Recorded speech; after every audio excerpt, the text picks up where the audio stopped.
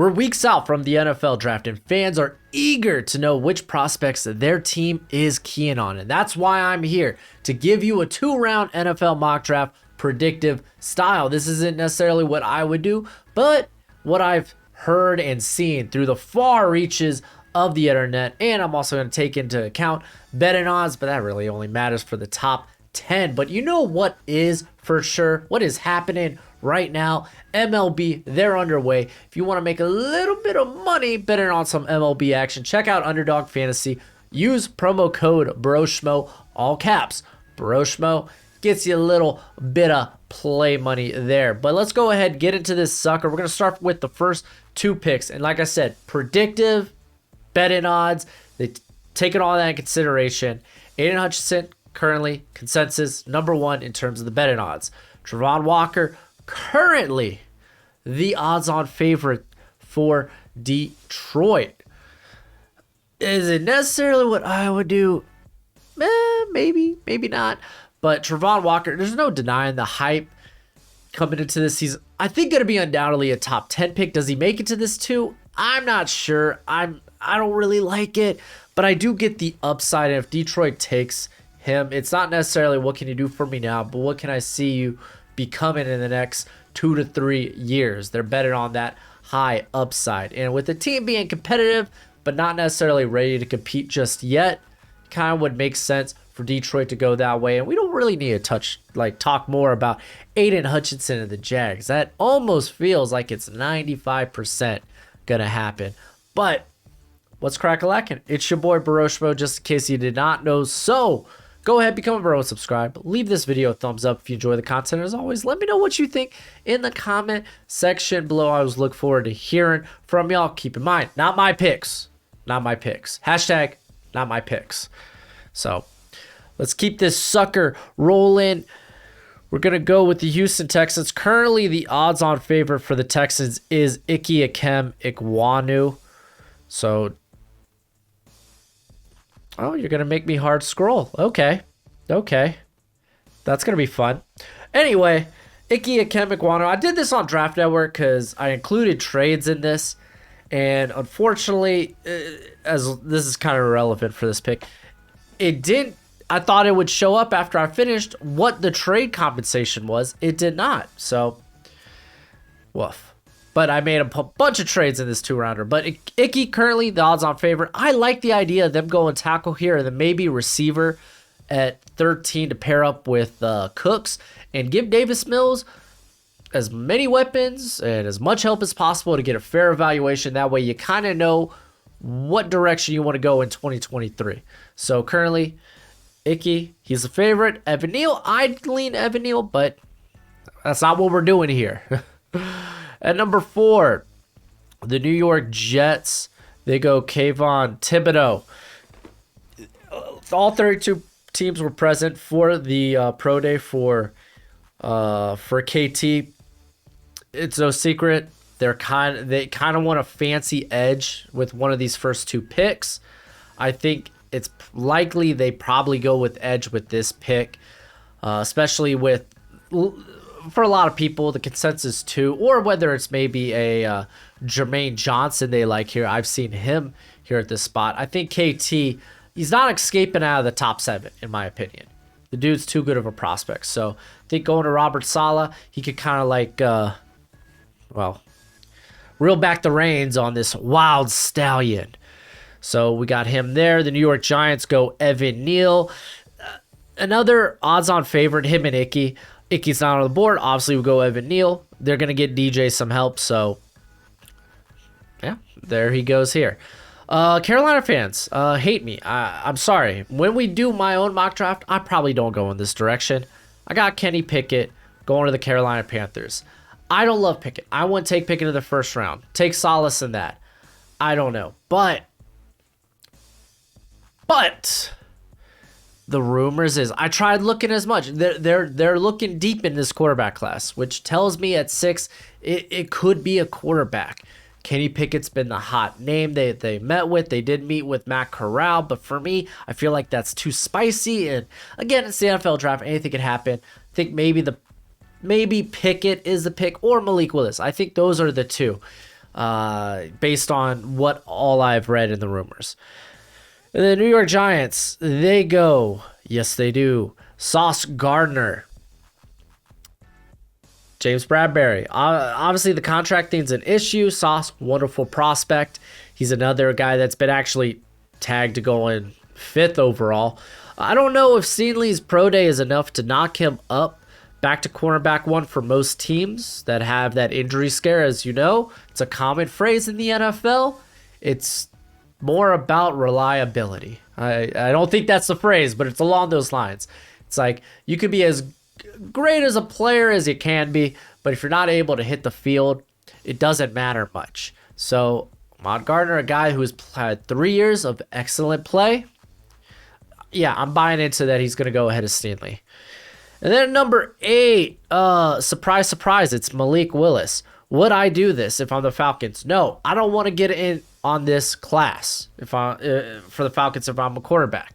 Or if I want a quarterback, this isn't the class for me to get in on.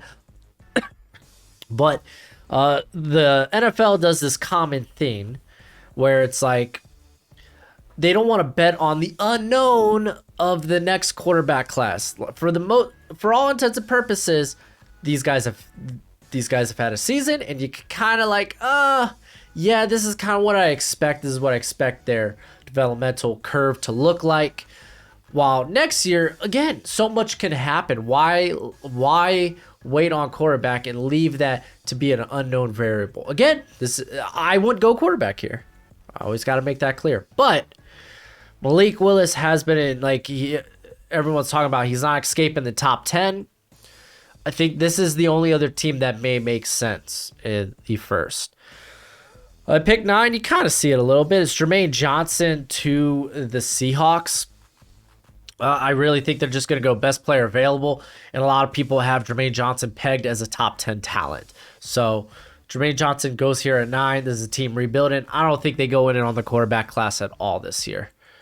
And then at pick 10, Jets, they luck out. It sounds like they're going to be going receiver at this pick, whether it's Garrett Wilson or Drake London, but I really, really think Garrett Wilson's the guy that they want. Listen, they've been actively trying to get a receiver, whether it's Tyreek Hill, DK Metcalf, AJ Brown. Doesn't look like those things are going to happen. So they grab one here at 10. Garrett Wilson probably being the top receiver in this class.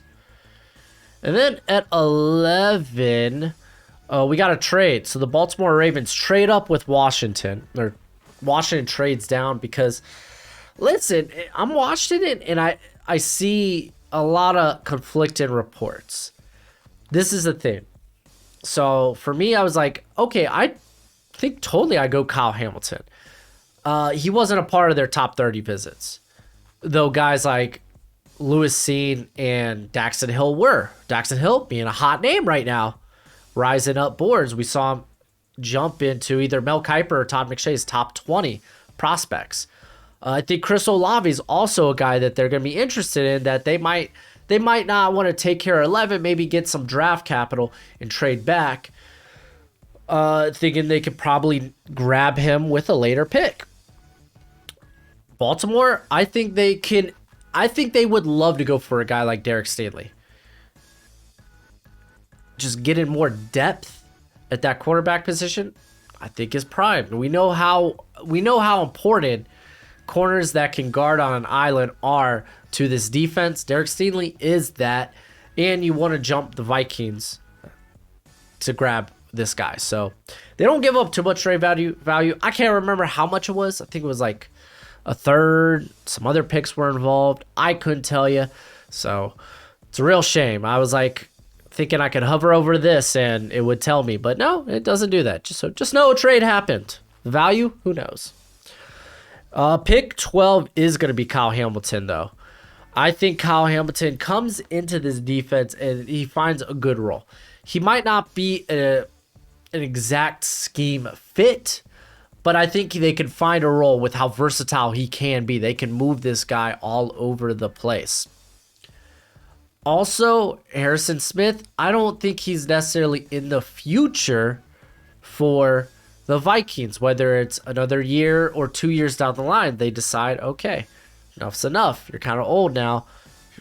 We want to get younger on defense. Kyle Hamilton, with how versatile he is, he can do a lot of different things. He's still a top 10 talent to me. He's here at 12.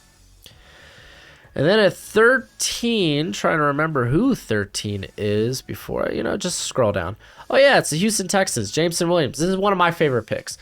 I've seen a lot of people make the argument that Jameson Williams is the top receiver in this class, so it would not surprise me if the Texans, bringing back Brandon Cooks, take him here at 13. Give Davis Mills another phenomenal weapon.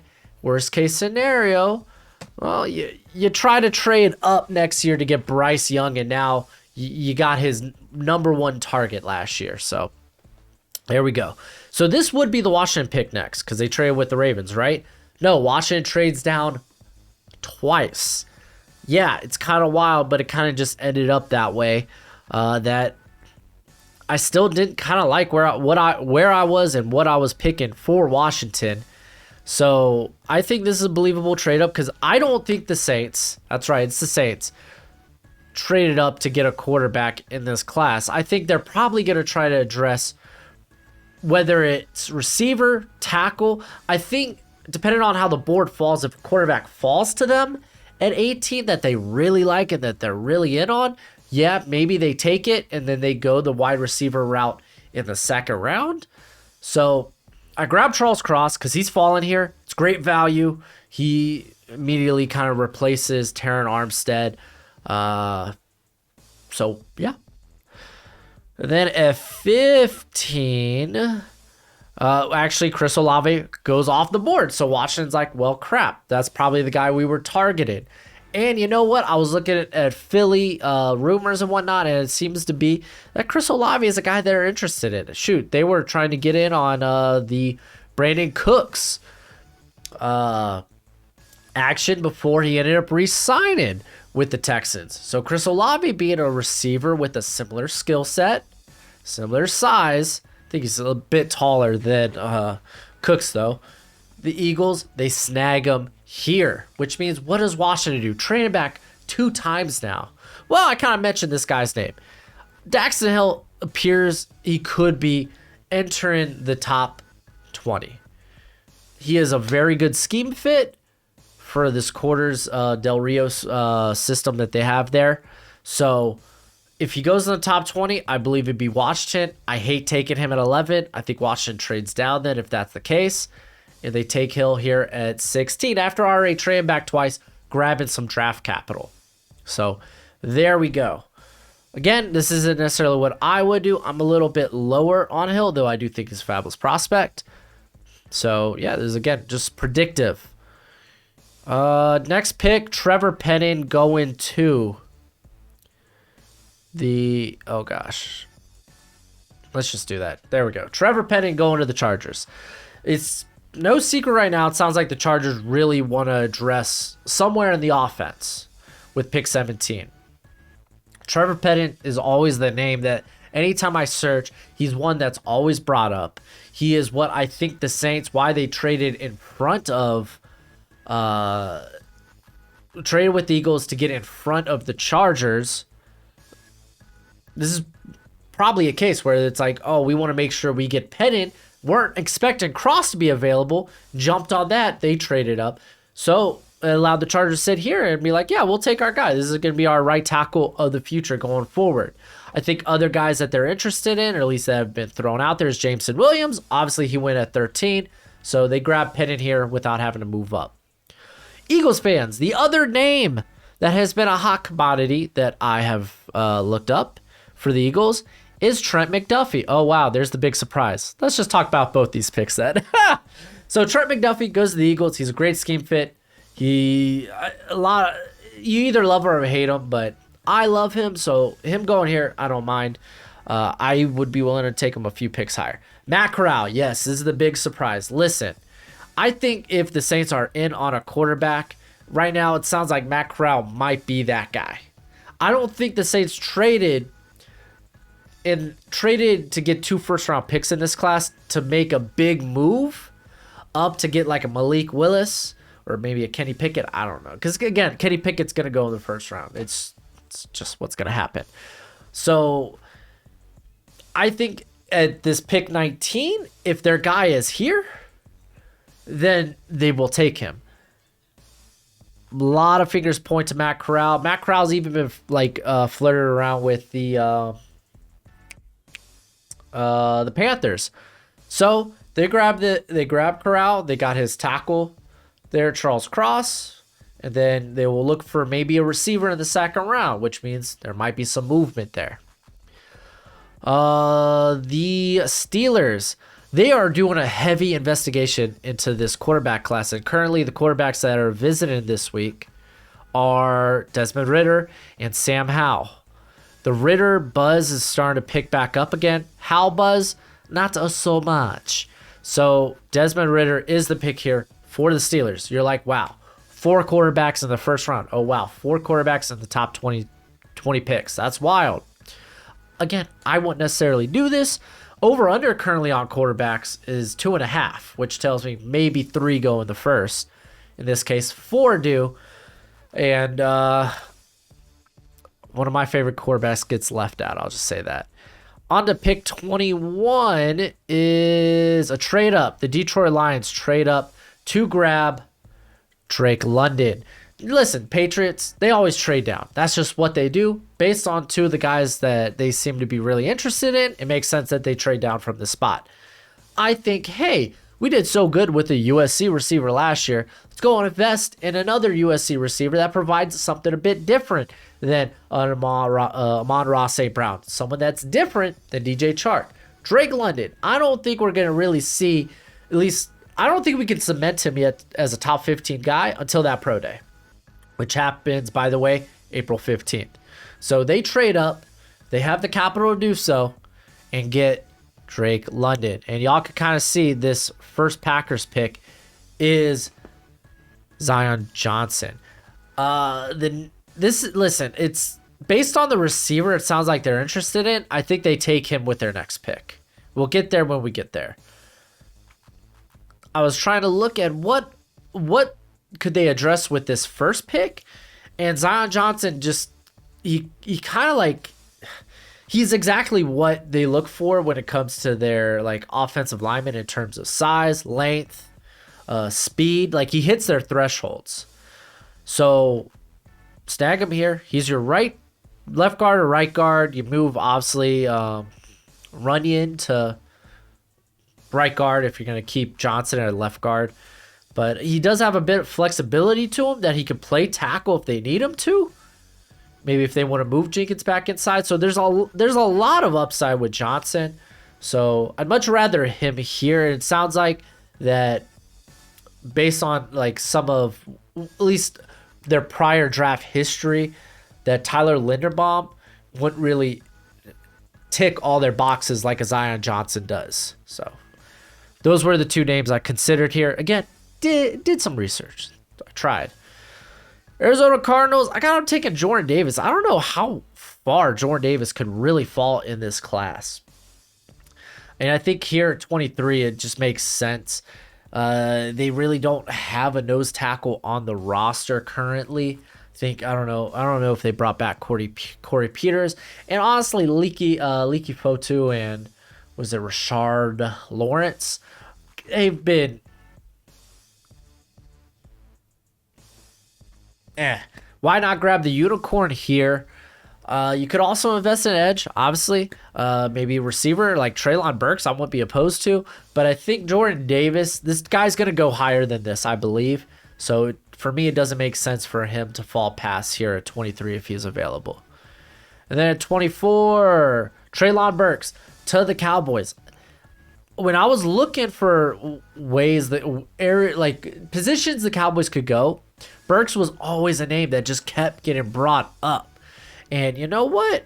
They brought back Michael Gallup. They get a guy like Burks who's got that size. He can be that vertical threat, while CeeDee Lamb, he's just great all over the field. So, I'm not opposed to it. But again, this was interesting because this was the name that just constantly got brought up when I was researching draft rumors for the Cowboys. This was a hot name. So, this is a bit interesting. This is a little different than I've done in my last, like, in any of my mock drafts. So I kind of like this. The Bills, Andrew Booth. He's like, he is the name just hovering around for the Bills. And it makes sense. He's a great scheme fit. And yeah, I don't know what more to talk about. You get yourself some competition at cornerback 2 spot. At 26, we got to trade up. The Bengals trade up for Tyler Linderbaum. Tennessee couldn't really figure anything out. I said, you know what? Maybe trading back for draft capital kind of makes sense. And I think the Bengals, listen, if Tyler Linderbaum's fallen, I think they jump on that, man. Like, Ted Carson's a guy that can play the guard position. So why not? Does that mean, oh no, what about Jackson Carman? Listen, just try to get better on the offensive line. They did it in the offseason. Why not try it in the draft? He's a great scheme fit. So Tyler Linderbaum going here. We got one more trade here, and the Buccaneers are trading back because I couldn't really decide on what to do for them. And I have Jacksonville trading up for Devin Lloyd. They brought in Foye Oluokun to play linebacker. Devin Lloyd, I think, gives you a lot of different things. He's very good at many things. He's a very good pass rusher. He's a very good blitzer. He's got great length for coverage to clog those passing lanes. So I think he would be a good guy to pair up with Oluokun. So they trade up for him here. So, yeah. All right, at 28, George Pickens, straight up. This was the name constantly that when I looked up, that was brought up for the Packers. That are like, oh man, this guy could be the Davante Adams replacement. He looks up to Davante Adams, which if you're a wide receiver, I don't know why wouldn't you look up to him, but this is the name. I think George Pickens absolutely goes in the second round somewhere, but him sneaking into the first, because some people even consider him among the top, like a top 5, top 4 receiver in this class. So I thought, hey, pull the trigger here at 28. Chiefs, they keep both their picks. Let's go over both of them. Why not? So they go, oh, look, and you see what Tennessee gets. Whatever. Devontae Wyatt, he goes here at 29. I don't think if he's available here, they're going to snag him. Get that interior help finally, because Jaron Reed's gone. So getting someone next to Chris Jones makes all the sense. And listen, Sky Moore is just a name that's been creeped around for the Chiefs. So yeah, we see 7 receivers going this first round. Sky Moore happens to be the one for the Chiefs. He's a little bit different than what they have there in Juju and in MVS. So, and obviously Mecole Hardman. So Sky Moore, I think, a bit more rounded than those other two. If anything, he's very similar to Juju. But also, I think Juju got brought in on a 1-year deal, right?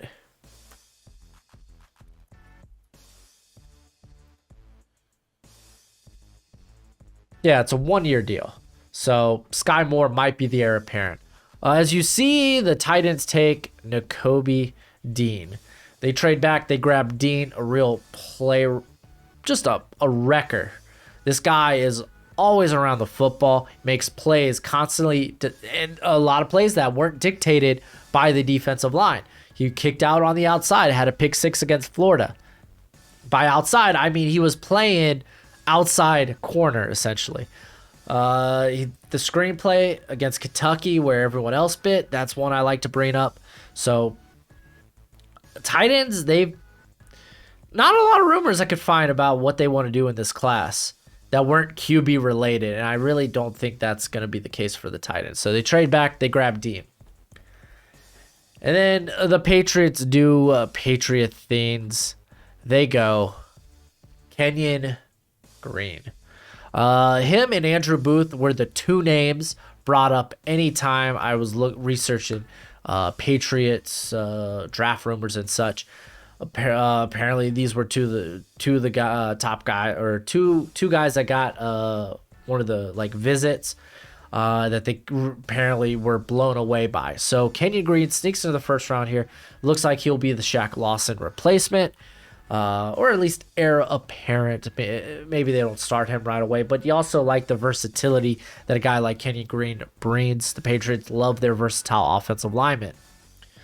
So I guess we could go to the second round. I'm going to scroll up and let's see. Let's make this a little smaller so I can fit more into it. Not that small. That's too small. All right. There we go. Here, I'll kick this out a little bit. Oh, but then it doesn't look pretty. It is what it is. There we go. We'll kick it out like that. All right, we're going to start the second round, and we're going to try to fly by it so this video is not too long. This is the Bucks because they traded down with the Jags. Kyrie Elam, hot name. That was the name that I kept seeing when I was searching the Bucks. I think Devin Lloyd. No, it wasn't Devin Lloyd. Who was it? Was it Nakobe Dean? I can't remember what there was a linebacker that was listed there too, but Kyrie Elam kind of makes the most sense with Sean Murphy-Bunting and Jameel Dean both going to be free agents next year. So Kyrie Elam, here you are. Safety's been a hot pick, or at least among like, oh yeah, the Detroit Lions are going to target safety with that second round pick. I think it's their only second round pick, but I think the guy that makes the most sense, given that we went with Drake London and Travon Walker, was Jalen Pitre. This guy is like a Dan Campbell player. He is just a football player. His nose is always around the football, and I like him. I like the idea of playing him there in the slot. Also has the capability to play maybe in the box, but you want this guy's a football player. The Jets, they go Quay Walker straight up. The Quay Walker hype is real. I'm probably not as high, or at least I'm higher on a few different linebackers than I am Quay Walker, but he fits the length requirement that I think they're going to be looking for. Todd McShay actually had Quay Walker going to the Jets, and we know that the linebacker position is one of the weakest position groups on that defense. So they grab Quay Walker here. Giants fans begin to hate me. The hot name is Sam Howell. Oh gosh. Let's you know what? It's already out there. So, yeah, that's right. Washington trades up for Breece Hall. It really sounds like that they like Breece Hall, so I really think they're going to I really think there's a possibility they trade up for him. Because these running backs, I think, are going to go higher. They always go higher than I would be willing to take them. We saw the Broncos trade up to get Javonte Williams last year. But Sam Howell, let's talk about Sam Howell. The Giants were there at his pro day. I don't think they were there because they were interested in him in the first round. They were probably like, hey, listen, if he makes it to the second round, we'll be willing to take a shot. Bring in a little competition there for DJ. So Sam Howell, he's got to go somewhere. So the Giants, here he is. And then I kind of talked about Breece Hall already. With Antonio Gibson kind of having, he kept getting banged up last year.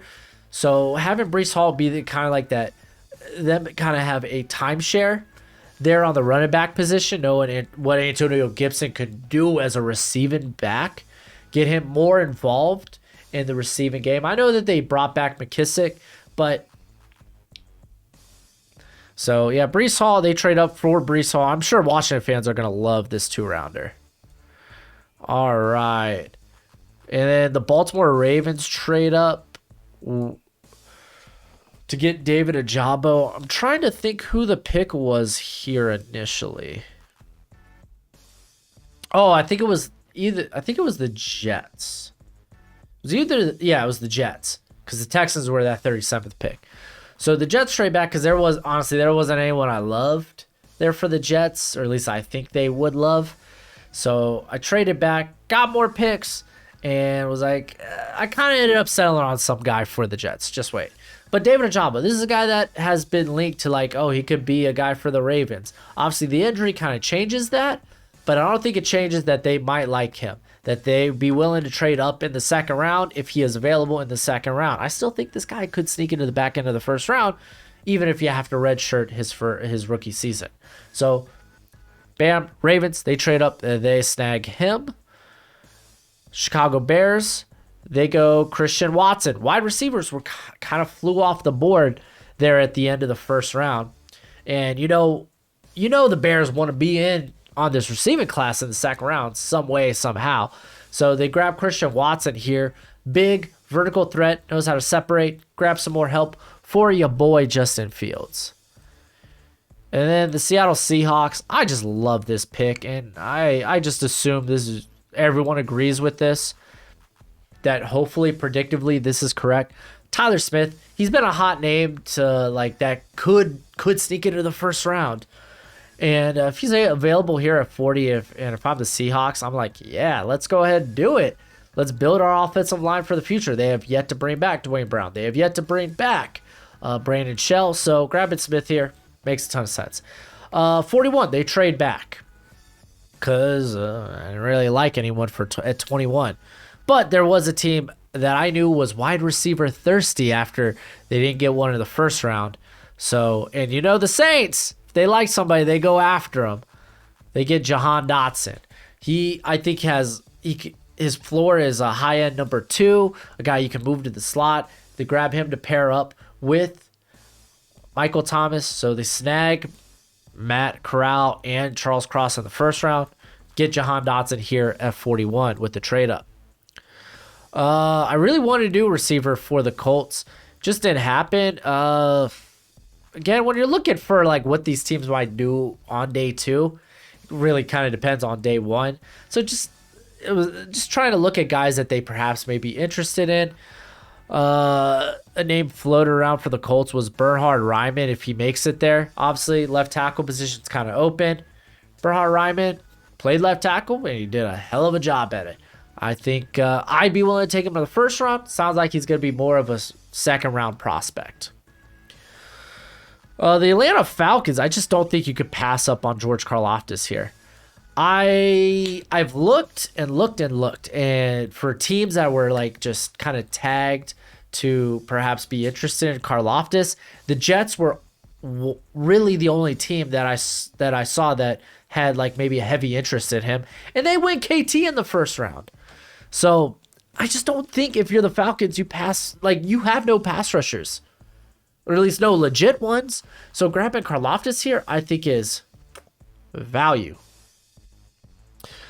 Cleveland Browns, I went with Travis Jones. Makes too much sense. He could go higher than this a lot. Again, another guy that could sneak into the first round, but getting some meat to that interior, that's just nice. I think this is the same pick Todd McShay made. Honestly, anyone that's just, this should be the pick if he's available. I'm just gonna say that.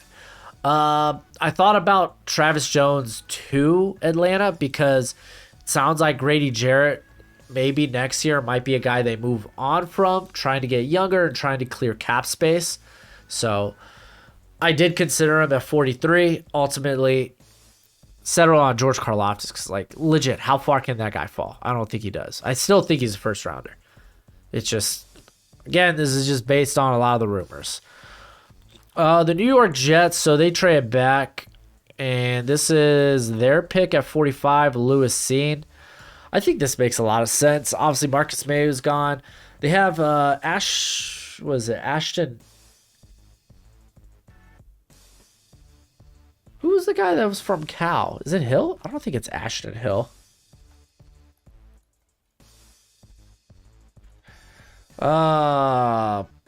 Regardless, I mean, this Lewis Cine would be he would literally be a great fit for this defense. It's like a glove. Austin Davis or Ashton Davis. They also brought in Jordan Whitehead, but I think they could probably like upgrade from Davis, who's a young player you're hoping still emerges. They do have LaMarcus Joyner there who can play in the slot, can play deep. But Lewis Cine, great value. I think he's going to go pretty high, at least in that top 50 area. The Minnesota Vikings. Let's see how Vikings fans feel about this. Logan Hall. I'm not in love with Logan Hall as a prospect, but it does sound like he goes top 50. There are a lot of rumors that the NFL is really high on this guy. I think he'd be a good fit on the interior, that twitchy type of player they'd be looking for to play along Dalvin Tomlinson. So here he goes here. The Houston Texans trade back. We're just going to grab Boye Mafe. Listen, back when Lovie Smith was coaching at Illinois, he got a good look at two players currently available, one being Boye Mafe, the other being Arnold Ebiketie. I think if either of those guys are available for the Texans, that they might take a shot on them. So, yeah. This is the Chicago Bears. They go Kyler Gordon. I think he's a good scheme fit for Eberflus. And another guy that sounds like it's going to be a top 50 pick. I don't think he sneaks into the first round. I think that buzz is dead and gone. But I definitely think he's probably a top 50 pick. All right. I think this is a trade up. Maybe a trade down. I think this is a trade up. Hold on. Let me just check. I really wish PFF would have listed what my trades were. That would have been nice. This is why I used the Draft Network. Dallas Cowboys draft picks.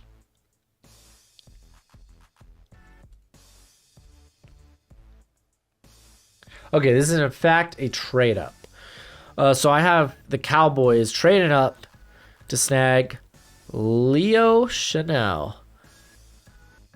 This guy, he's getting like a late second round buzz. As y'all know, I'm extremely high on Chanel, and I think he'd go a lot higher than this. He would legitimately be that middle of the defense that they're looking for. A phenomenal run stuffer who his athletic profile tells you he could be solid in coverage, or at least not a liability. This allows Micah Parsons to go ahead and do Micah Parsons things. So they grab Chanel here.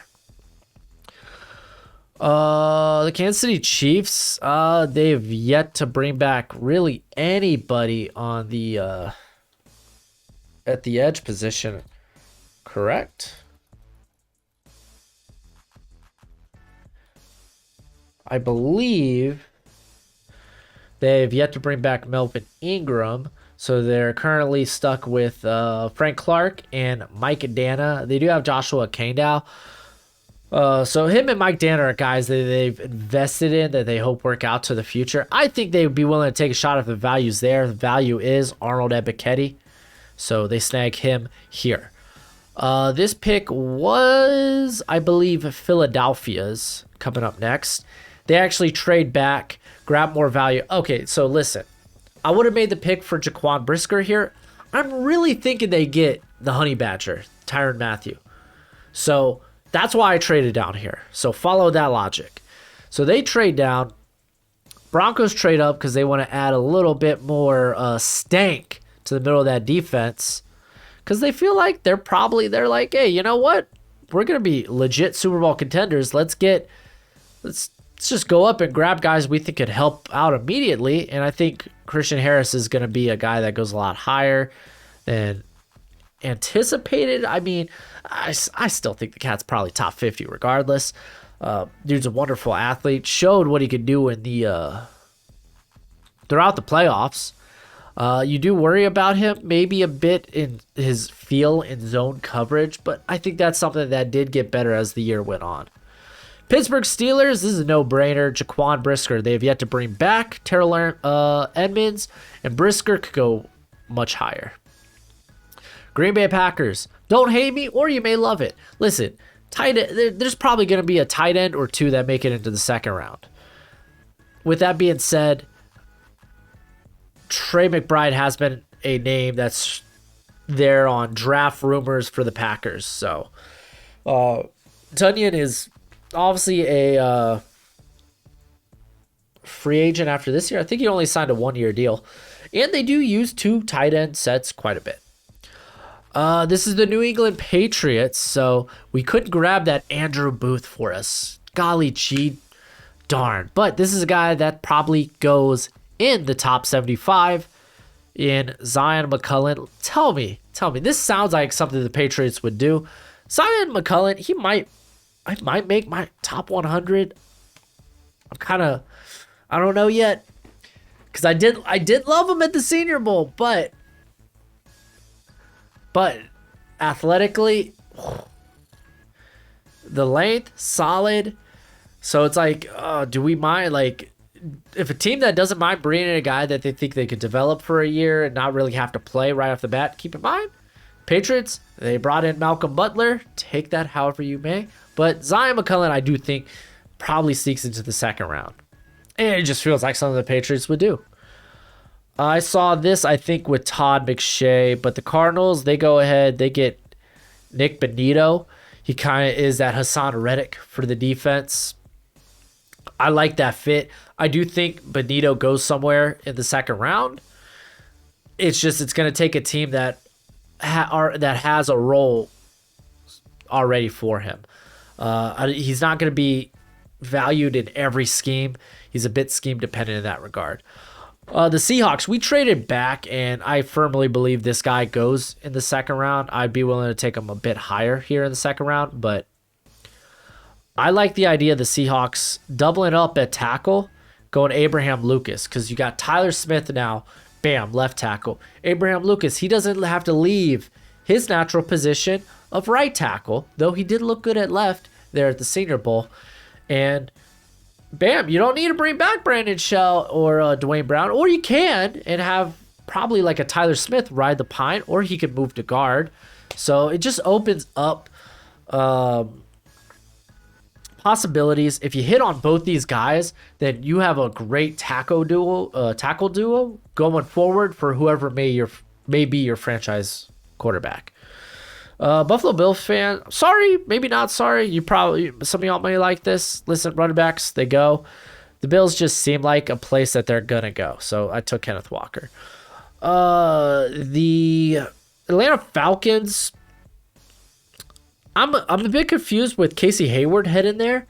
What Dean Pease really plans to do. Typically, he likes blitzing heavy and leaving his guys on islands. I think a Roger McCreary allows them to do that. I really hope with Richie Grant they move him back to safety. They did not re-sign Harmer, right? Let's see. Because I believe their safeties moving forward would be a collection of Eric Harris, Dean Marlowe, Jalen Hawkins, who I actually kind of like. And then, Richie Grant. They also brought Isaiah Oliver, who, honestly, not bad in the slot. Not great. You could upgrade that. But I think Roger McCreary is a guy that could probably challenge immediately for playing time, whether it's on the inside or the outside. Green Bay Packers. This seems to be a very popular pick in any mock.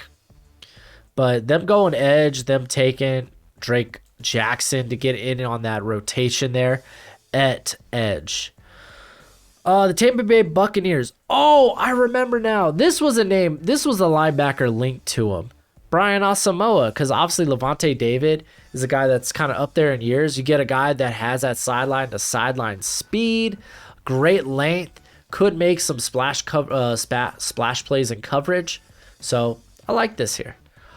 49er fans, I decided to just copy Todd McShay because I'm really hoping the hype is true. I love Nick Cross. I'd be willing to take him in the second round. I hope this is the case. I think if you're the Niners, man, you just snagged a hell of a player there. And then the Chiefs, they go try to address the corner position with a guy that maybe might take a little bit of work. Maybe he's a bit of a project, but then again, we thought the same thing about L'Jarius Sneed. So they go Tyreek Woolen, a guy that's physical profile and athletic profile is out of this world. And then with pick 63, I said multiple tight ends. We're probably going to see multiple tight ends in the second round. So I think the next guy up might be Greg Dulcich. They do have Hayden Hurst there, with the Bengals, but he's just a 1-year deal. Drew Sample, come on, man. He's a good tight end, too. I think he was mainly a blocking tight end coming out of, forgot where he came out of. It was like, wasn't it like Missouri State or something? Pretty sure it was like some small school. I'm not positive. Let me check that. Here, come learn with me.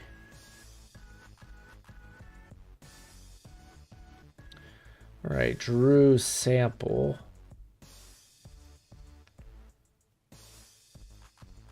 Oh, tell me his college. Blah, blah, blah, blah. Ex-Husky? That doesn't sound right. They don't list his college here. Washington. Okay. Oh, wow. He came to... I didn't know he was at Washington. I don't even think he was really high on my board.